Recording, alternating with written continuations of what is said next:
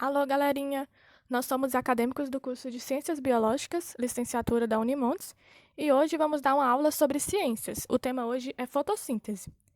Vamos conhecer primeiro as partes de uma planta e suas funções. Primeira coisa, as plantas são seres vivos. Elas têm vida porque nascem, crescem, se reproduzem e morrem, como qualquer ser vivo. Agora, vamos falar também das partes de uma planta completa. Nós temos a raiz, que é a primeira parte que se forma na planta. Depois vem o caule ou tronco, tanto faz a palavra. E em seguida vem as folhas, que vão preencher a planta. Depois vem as flores e, por fim, os frutos, que é a última parte da planta. Mas nem todas as plantas são iguais. Existem plantas que não produzem flores e existem plantas também que não produzem frutos.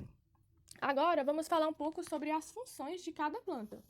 Nós temos a raiz, que tem duas funções. A primeira é fixar a planta no solo e a segunda é retirar água e nutrientes do solo.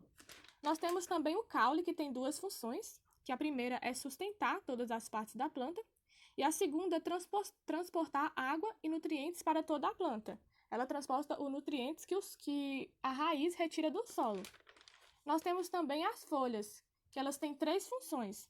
A primeira é respiração, a segunda é transpiração e a terceira ajudam na fotossíntese, quando a planta realiza sua alimentação completa. Nós temos também as flores, que a sua principal função é fazer a reprodução, ou seja, elas dão origem aos frutos. E por fim, nós temos os frutos, que a função dele é guardar e proteger as sementes, porque são as sementes que, quando nós plantamos, dão origem a uma nova planta. Galerinha, então eu irei falar sobre a respiração e a transpiração das plantas. Isso mesmo, elas também respiram e transpiram como a gente. Então, na respiração celular das plantas, o oxigênio entrará por estrutura chamada de estomatos. Os estomatos são um conjunto de células.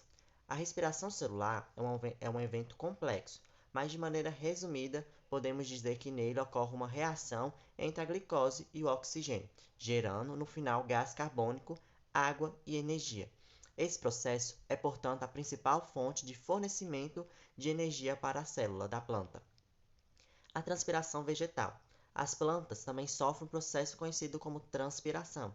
Nesse caso, a planta perde água na forma de vapor. É feita por qualquer parte do vegetal que esteja acima do solo.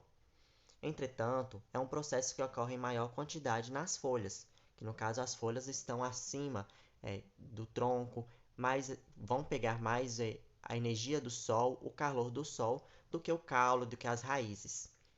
Isso se deve ao fato da folha ter uma grande quantidade de estomato, uma grande quantidade de células, que são estruturas responsáveis pelas trocas gasosas das plantas. Estima-se que 90% da água transpirada é perdida por estes locais.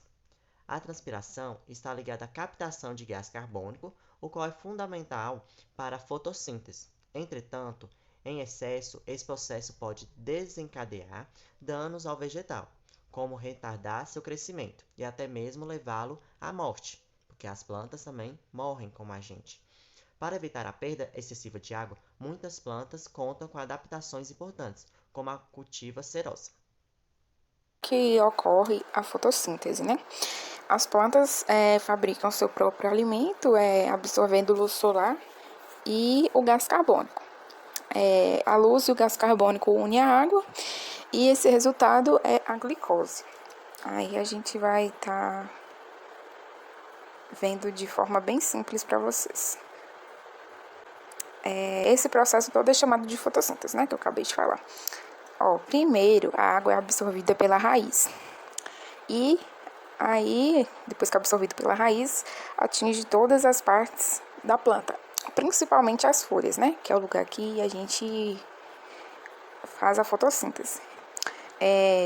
Esse gás, o gás carbônico, é o ar que a gente respira.